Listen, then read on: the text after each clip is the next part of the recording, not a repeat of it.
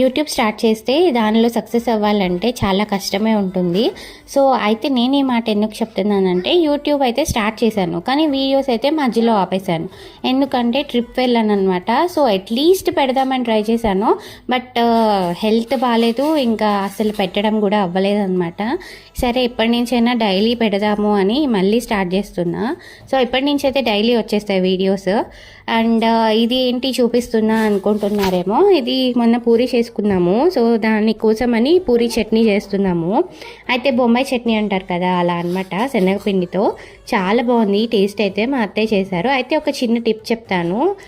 ఎప్పుడన్నా ఇలాంటిది చేసేటప్పుడు, ఈ కర్రీ చేసేటప్పుడు కొంచెం శనగపిండిని వేయించి చేసుకోండి, అప్పుడు ఇంకా టేస్టీగా ఉంటుందన్నమాట. అయితే ఇక్కడ ఇంకొక కర్రీ ఏంటంటే, ఆఫ్టర్నూన్ లంచ్ కన్నట్టు చిక్కుడుకాయ వెల్లుల్లి కారం. సో టేస్ట్ అయితే చాలా బాగుంది. నచ్చితే లైక్ ఇచ్చేయండి.